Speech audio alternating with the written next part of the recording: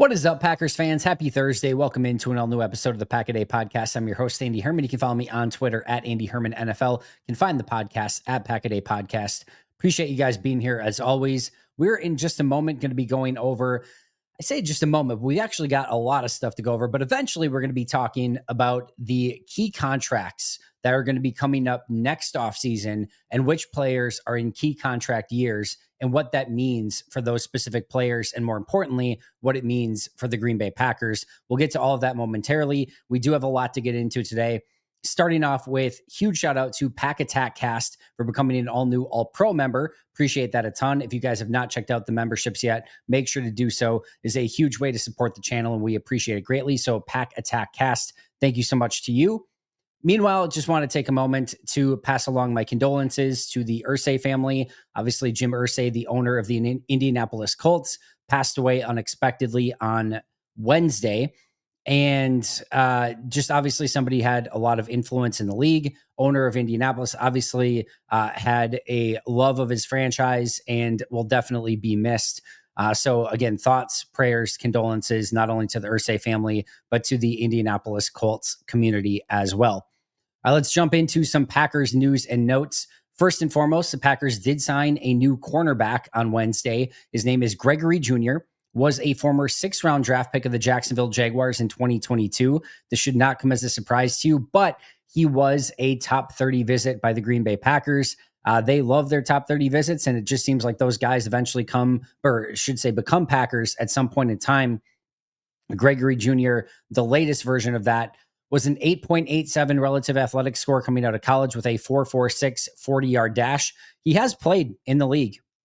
Last year was hurt, but the 2 prior years did get on the field in the regular season, so he does actually have NFL snaps. Went back and watched some of them. He did execute a quite beautiful double arm DDT, Mick Foley style in one game. That was pretty sweet. The guy just came into him and he kind of dropped down on him. It was pretty sweet looking. But outside of that, scheme fit.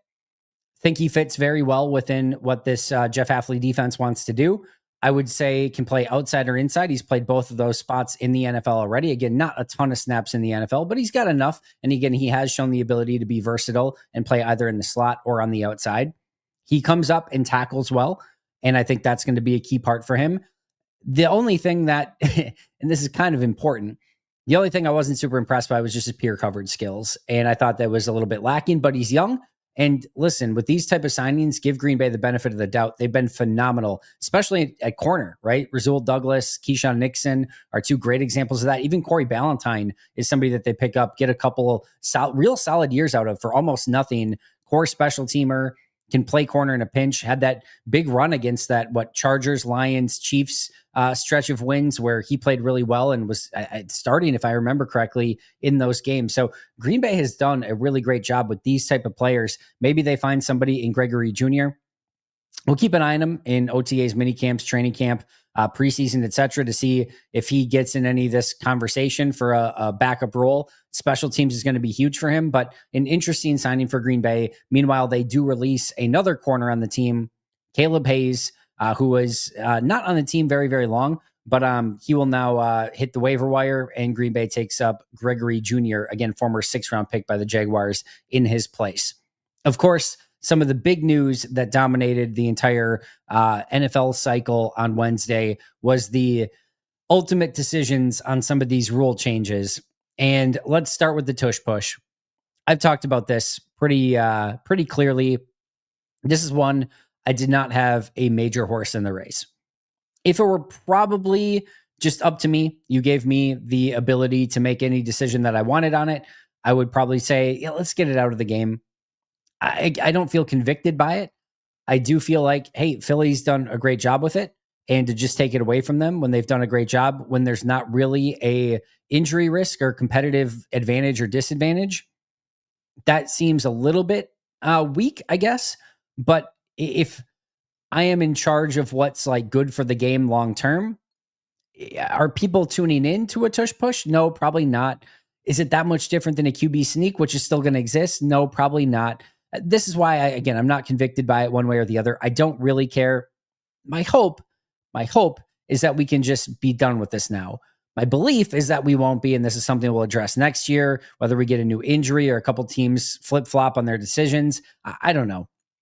I don't know where this goes from here. It is interesting. It came out that the NFL did, in fact, kind of, push and nudge the Packers into making this proposal.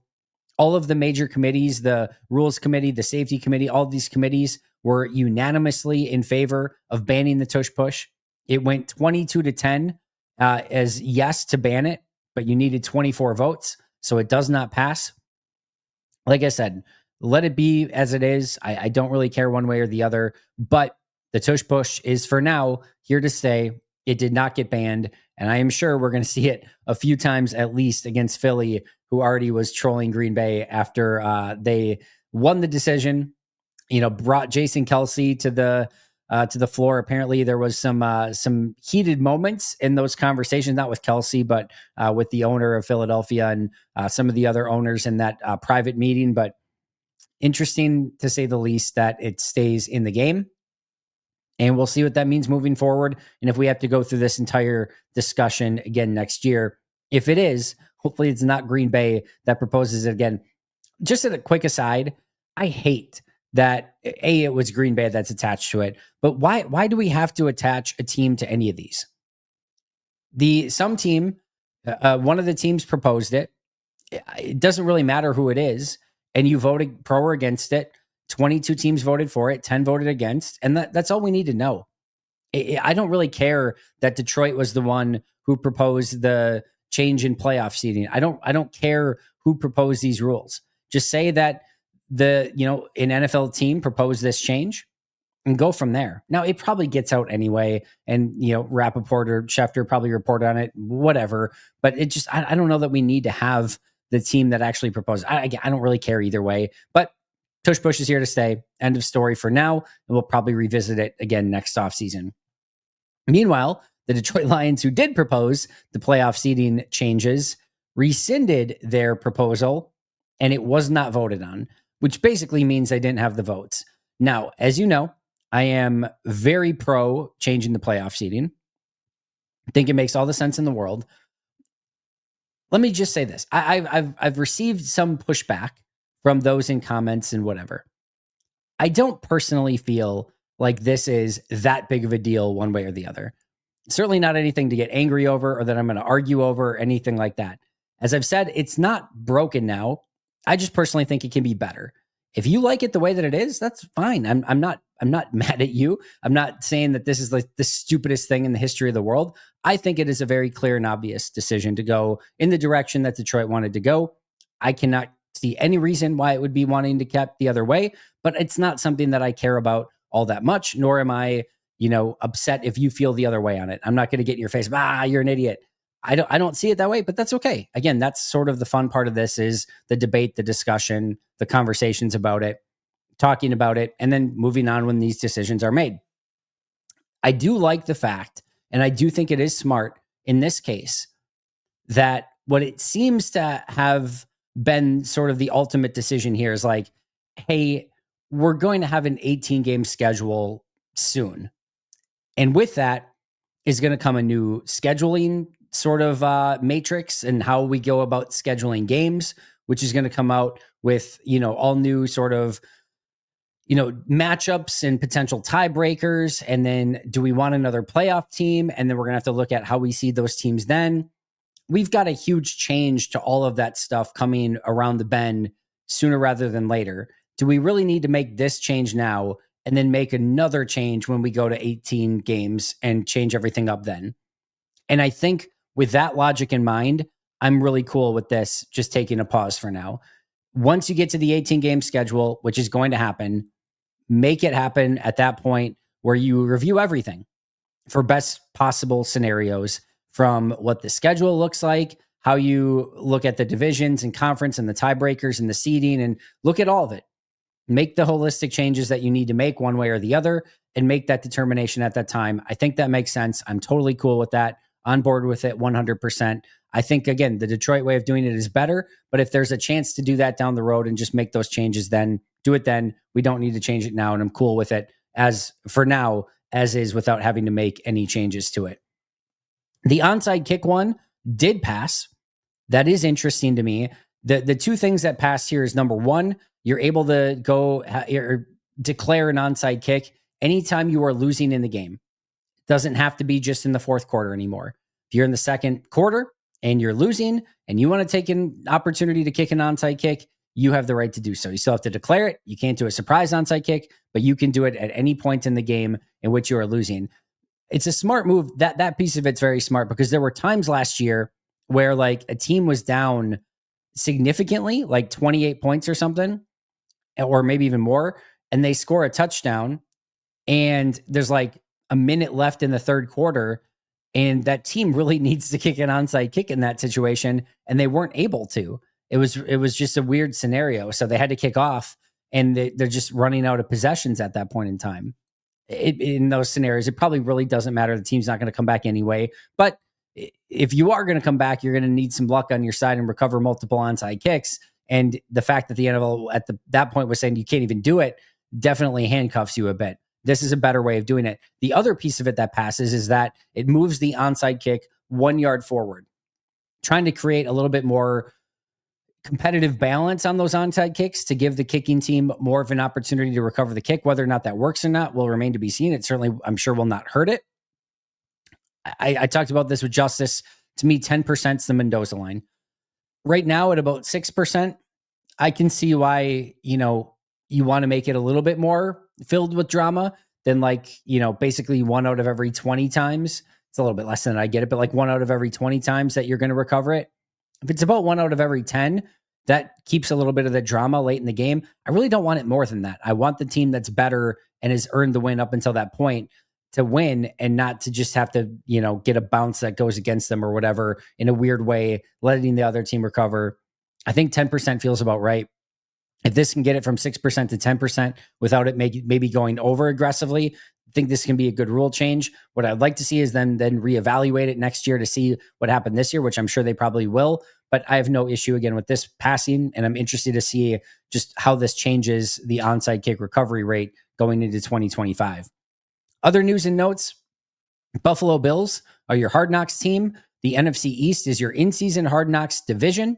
Packers stay away from both of those, which I'm sure people are not going to be too upset by from a Packers standpoint. And then last but not least, there will be a game at Lambeau Field September 6th, a Sunday, 2026. It will not be a Packer game. It will be the Wisconsin Badgers taking on Notre Dame. Lambeau Field, September 6th, 2026. I was a little bit confused by that because that's a Sunday. I'm like, that's like why are we putting a game on an NFL Sunday? But it's a late Labor Day that year, in next year, I should say. And that Labor Day will fall on the 7th, which means that Thursday football will follow the week after that. So when the Packers win the Super Bowl this year, they'll play a few days after that at Lambeau Field. Hopefully the field will be in good enough conditions. But yeah, my guess is that if they do not win the Super Bowl, there's probably a pretty good chance that that's a road game next year in week 1, just to give the field a little bit of time to rest in between. It doesn't need it for certain. Green Bay's going to go, Sunday football to Thursday night football at Lambeau Field this year.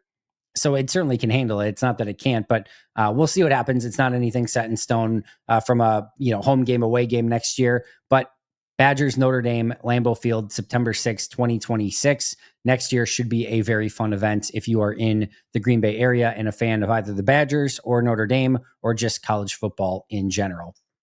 All right, that brings us to our main topic for today, and that is Packers free agents in 2026 and players this year that are in key contract years. We're going to go over on unrestricted free agents, restricted free agents, exclusive rights free agents, and players that have contracts that the Packers can get out of, which basically almost puts them in sort of a pseudo contract year. We're going to start with the big one, which is unrestricted free agents. Now, they have 2 players, Trey Hill and Christian Welch, where if they make the team, they'll be unrestricted free agents next year. We're not going to go over them in great detail. Let's see if they can actually make the team first, and then we can worry about that down the road. But just know, if Trey Hill or Christian Welch make the team, they will be unrestricted free agents next year.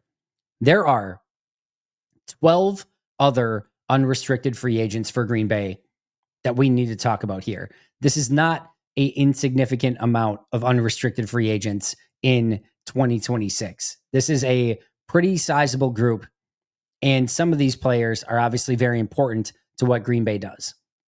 Let's start off with Rasheed Walker. Rasheed Walker, starting left tackle the past couple seasons, was a 7th-round pick, and Green Bay found a heck of a steal in the 7th round. He is now going into this offseason having to compete for that starting left tackle spot with first-rounder Jordan Morgan and potentially second-rounder Anthony Belton. He's going to have his work cut out for him. He could lose that battle. He could win that battle. And or there could be some sort of rotation there. My prediction is a rotation between Rasheed Walker and Jordan Morgan until one of them maybe just grabs it and says, nope, I'm the guy. Or they just both play well and they continue to rotate at left tackle, or an injury decides and Morgan's got to move somewhere else, or one of those two goes down and the other just takes over. That's my guess, just my hypothesis. But I think those two are going to be the ones that are going to mostly be battling it out at left tackle. This is not ideal for Rasheed Walker, who I'm sure would love to be the unquestioned starting left tackle and get ready for that Dan Moore type contract, which was over $20 million per year as he went from Pittsburgh to Tennessee this past offseason. And I think Rasheed Walker is right there from a talent standpoint with Dan Moore, if not even potentially a little bit better. So Walker's going to want to play a ton, and he's going to want the opportunity to go earn that big contract next year. Now, from a Packers standpoint, that's great. You want Rasheed playing his best this year, and you want him being a great left tackle. Even if that ends up with him signing elsewhere next year, it means A, he's had a great year this year when he's still on the team, and B, maybe he does get a big-time contract somewhere else, and that's going to net you a potentially very large compensatory pick in return. Probably a 4th-rounder. Don't think he can get up to the 3rd, but probably a 4th-round pick, which you would gladly take still. Now, again, you get a really good Rasheed Walker if that's the case this year. You probably let him walk in free agency. I will say this. The overarching odds are that Rasheed Walker is not back next year. You have Jordan Morgan who can play there. You have Anthony Belton who could potentially play there. If Zach Tom is back, he could potentially play there. You've got a lot of options, plus free agency, the draft next year. I think they're going to be probably only able to pay one, maybe two of these offensive linemen, and probably in an ideal world, just one. And that's probably Zach Tom, who we'll talk about in just a moment here. I don't think it's an impossibility that Walker could be back. And if Walker just goes out and plays great at left tackle this year, you genuinely don't just let great left tackles in their prime walk out the door.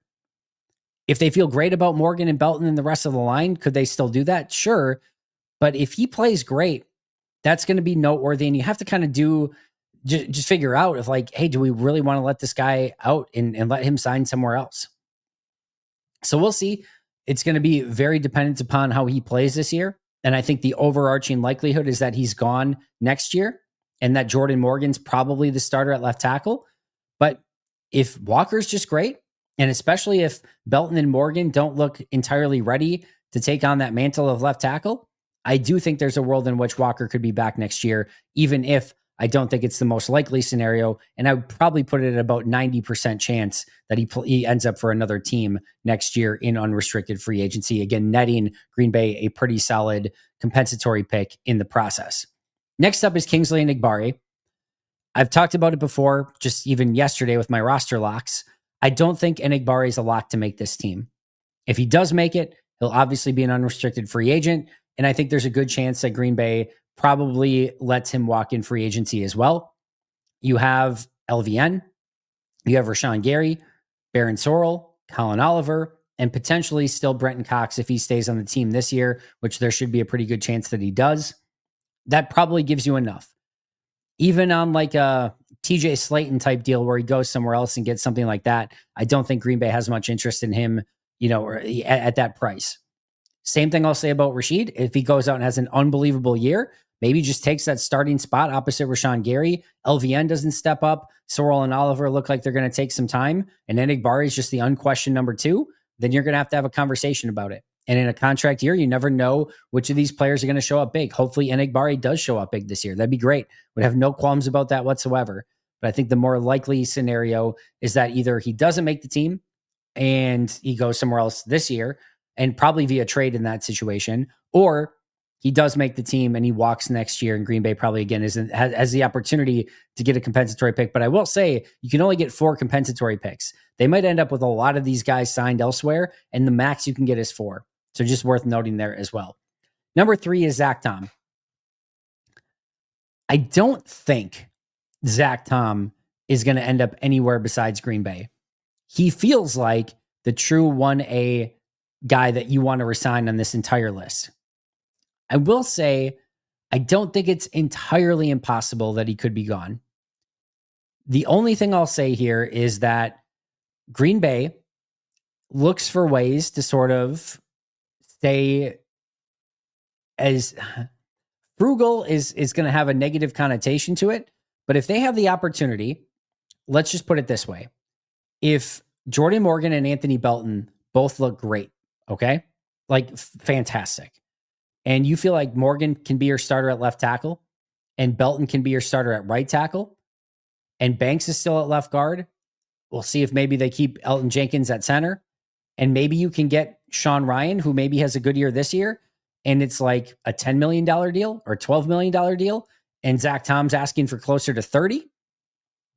Maybe you can get away with that. I'm not saying I would do it. I'm bringing back Zach Tom almost no matter what. Awesome right tackle. He's been great since basically day one. Can play 5 different positions along the offensive line. There's just too much value there. He's a legitimate big-time player.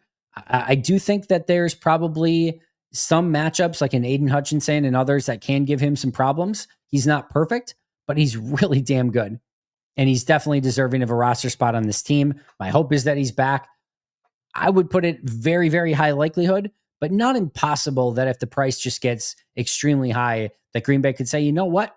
We got guys that we trust. It may not be quite as good as Zach Tom, but we can get it to 85% of that, still be good, and then spend way more money elsewhere because we're not going to give Zach Tom $30 million per year or whatever he ends up getting.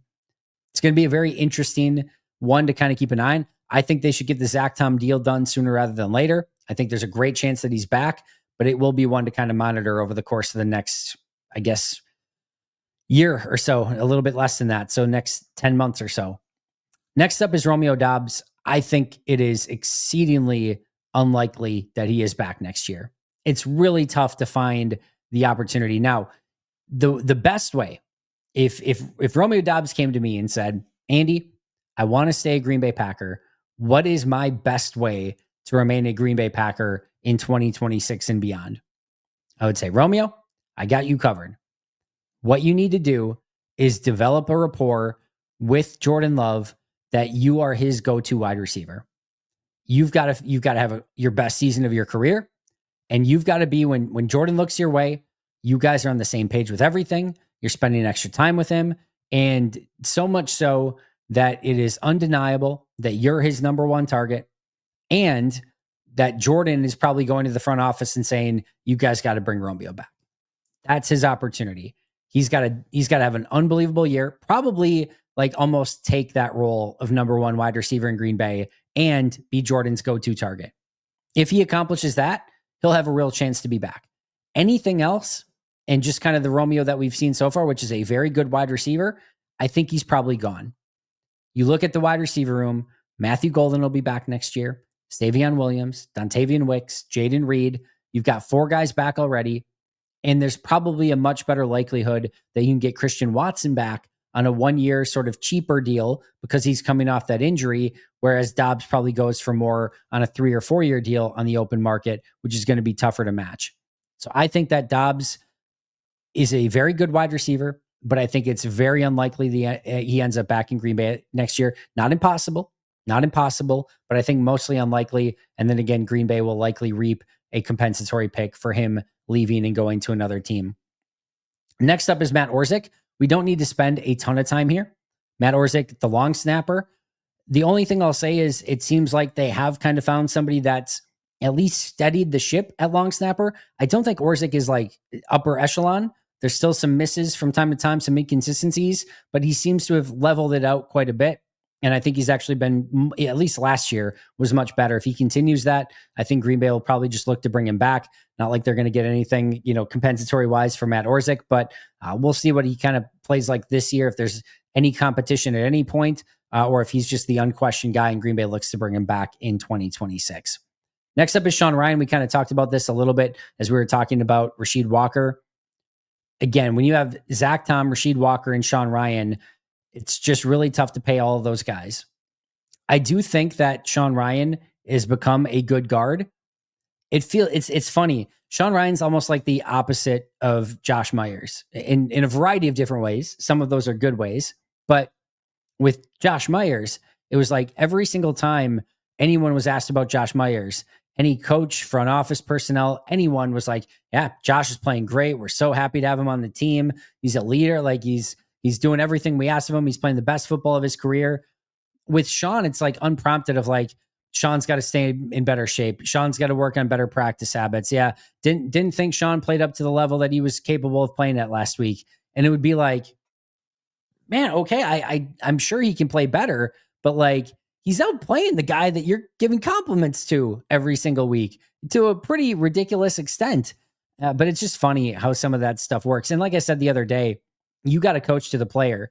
For Josh Myers, maybe he needed that boost of confidence in the media to hear that the coaching staff in the front office thinks that he's doing great. And maybe that's what he needed. And he was going to play with a little bit more confidence that way. Maybe Sean Ryan needs to get dragged in the dirt a little bit in the media, and that makes him more motivated and work harder. I don't know, but it was just always interesting, the juxtaposition. I've always liked Sean. I liked him coming out. Obviously, the first year was an unmitigated nightmare because he came in out of shape and then had the suspension and was never in the conversation for even getting remotely near a starting offensive line spot in that first season. He was basically the 53rd guy on a 53-man roster. Then he comes back next year. They talk about him being out of shape again. And I didn't know if he was going to make it out of camp, but then he does. He rotates in by the end of the year with John Runyon Jr. That served him well. Thought he had a really nice year a season ago as a starting right guard. And now he's going into year 4 as a basically second-year starter.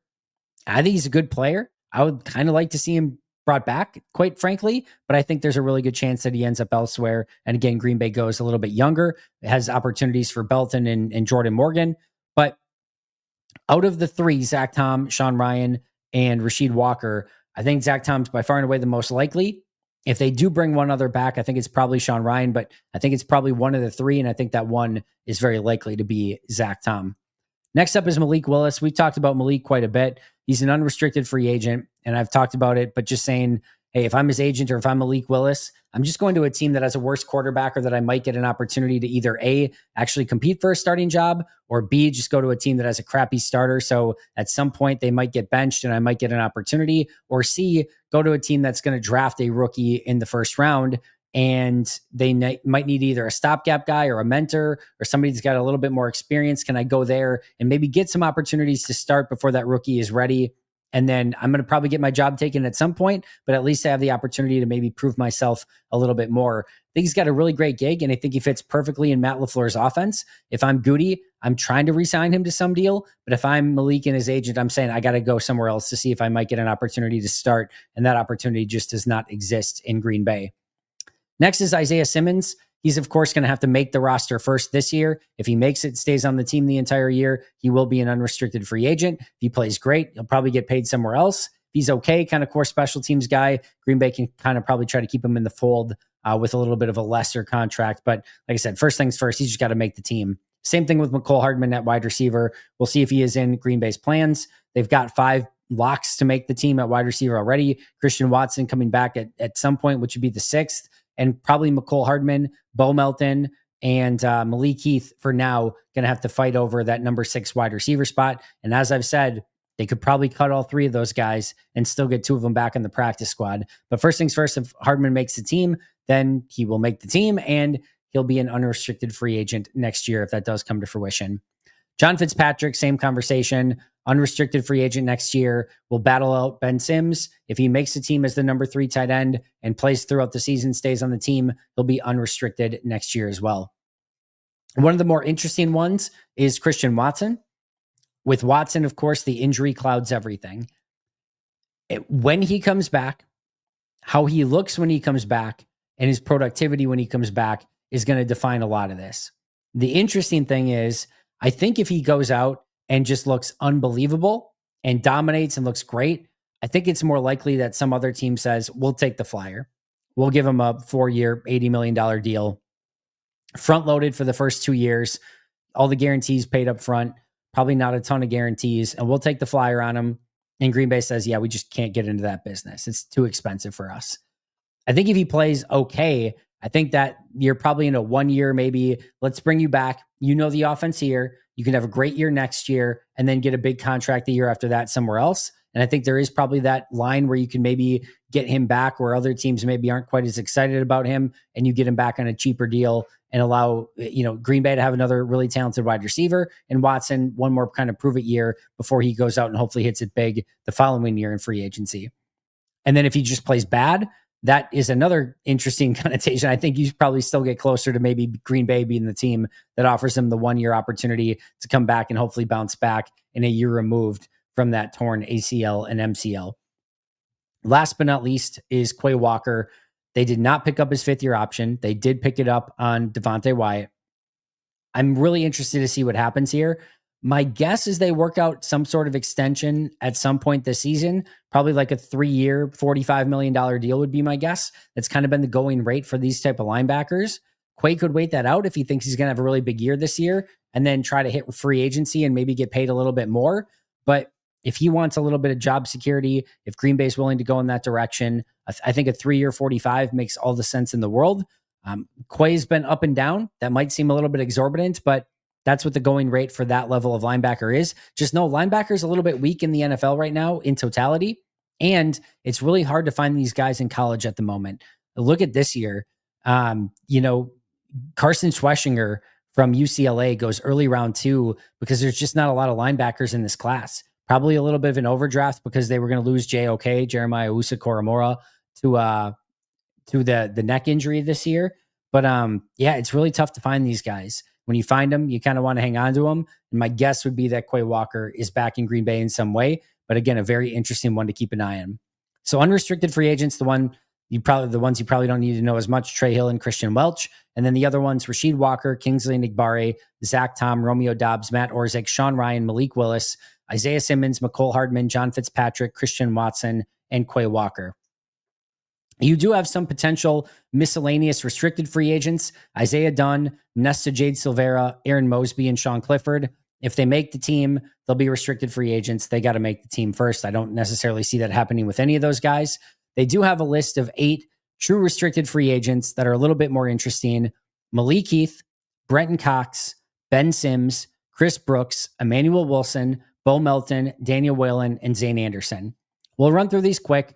Malik Heath's going to have to make the team first. If he does, it'll be close. I think they probably do not tender him a restricted free agent and let him become unrestricted and then kind of do the John Fitzpatrick thing where they try to get him back a little bit cheaper. That'd be my guess there. Brenton Cox is very interesting. Again, he's going to have to make the team first, but if he makes it, he could be somebody that legitimately gets that like $3-ish million original tender, but it's a UDFA tender. So if some other team signs him, Green Bay gets nothing in return. Green Bay would have the ability to match it, but that would be an interesting one, especially if he goes out and plays well this year.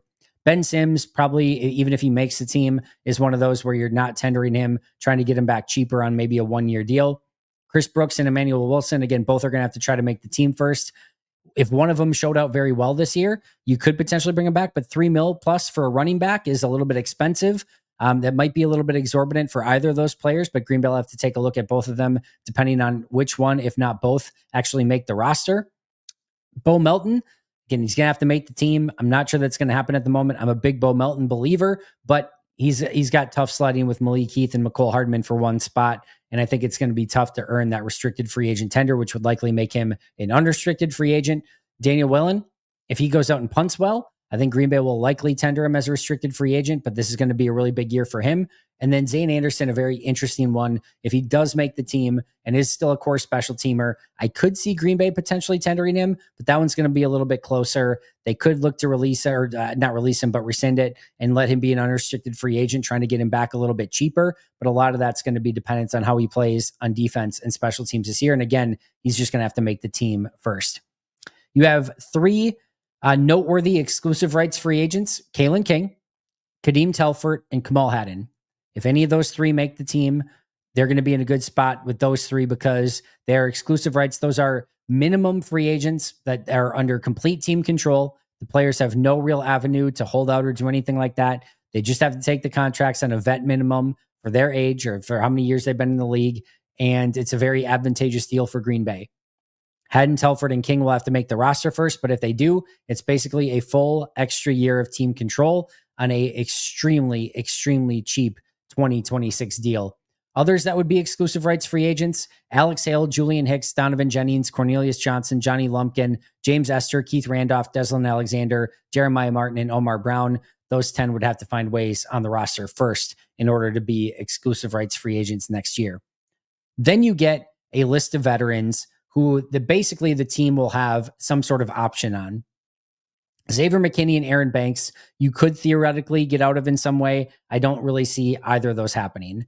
There are a handful of players that Green Bay will have legitimate options on. The first is Kenny Clark. You would take on $17 million in dead cap hit. They could prorate that over 2 seasons if they wanted to do it as a post June 1st. But he is set to have a $31 million cap hit next year. And the Packers would save over $14 million against the cap by releasing Kenny Clark. And again, they could even save more than that if they want to do it with a post June 1st designation. So Kenny Clark is going to have to go out, basically treat this like a contract year. If he has a great year, Green Bay could hold on to him. If he doesn't, Green Bay does have the ability to get out of that contract next year. Jair Alexander, if he's back, this entire scenario that happened this year, unless they end up voiding that final year of his deal, will happen again next year, basically. This year, they've got a 1-year, $17.5 million team option. Next year, it's a 1-year, $19.5 million team option. So $2 million more. Green Bay will probably do something with the contract if he's back. So it's probably much ado about nothing. But somehow, some way, if he's back on the same contract that he's on now and nothing changes, Green Bay basically has another team option for 1 year, $19.5 million next year. They could release him or trade him and get out of that entirely. And we could go through this all again next year. I don't expect that to be the case, but if it is possible. Elton Jenkins, we've talked about this. 1 year, $20 million left on that deal for Green Bay. Completely up to the Packers as of right now, unless they redo something with Elton being a little bit unhappy at the moment. If Green Bay wants to keep him, it's a 1 year, $20 million deal. They could go and try to restructure it or do some void years if they wanted to do it that way, or they could just release him or trade him and save the entire $20 million. That's an option as well. I think that's what Elton's trying to avoid, is basically being in the same Jair situation that Jair's in right now and getting a little bit more guarantee with the team. We'll see if he's able to do that. But for right now, it's a 1 year, $20 million team option for Green Bay. Josh Jacobs, he'll have $6.25 million in dead cap hit, but they could save over $8 million. Just don't see that happening. But if he does have a down year, starts to show signs of wear and tear, they do have a potential out there. Keyshawn Nixon, it's basically a 1 year, $5 million team option. That's super cheap, especially for what Keyshawn's giving you. So he'll likely just be back. And then Isaiah McDuffie will basically have what amounts to a 1 year, $3.75 million team option as well. We'll see how he does this year and if Green Bay wants to bring him back for the second year of that contract. That's it. Those are your decisions that Green Bay is going to have to make next year when it comes to free agents. The noteworthy unrestricted free agents: Rasheed Walker, Kingsley Enagbare, Zach Tom, Romeo Doubs, Matt Orzik, Sean Ryan, Malik Willis, Isaiah Simmons, McCole Hardman, John Fitzpatrick, Christian Watson, and Quay Walker. Your noteworthy restricted free agents: Malik Heath, Brenton Cox, Ben Sims, Chris Brooks, Emmanuel Wilson, Bo Melton, Daniel Whalen, and Zane Anderson. And your noteworthy exclusive rights free agents: Kalen King, Kadeem Telford, and Kamal Haddon, with veterans under big contracts that Green Bay could theoretically get out of that include Kenny Clark, Jair Alexander, Elton Jenkins, Josh Jacobs, Keyshawn Nixon, and Isaiah McDuffie. That's going to do it for me today. Thank you as always for joining me. I appreciate it a ton. Shout out to our All-Pro and Hall of Fame members: Most Hated Minnesotan, PJ Wynn, John Wild, Brandon Paletta, Boom Handle, Donald Lee, Lori Lord, Baby QB, David McCluskey, Donald Decker, Alex Wong, Peter Ritaka, Jay Zimmerman, B. Brown, Puerto Rican Packer, Dan Gessford, Dylan Pat Scott, SoCal Pack, Chris Rager, Izzy Roberts, Ian Ewing, Jake Conard, Carlo Delgado, Willie Winkle-Stinkle, Jen Wright, The Gable Storm, Matt Geiger, and Pack Attack Cast. I'll see you guys tomorrow, but until next time, and as always, go Pack Go.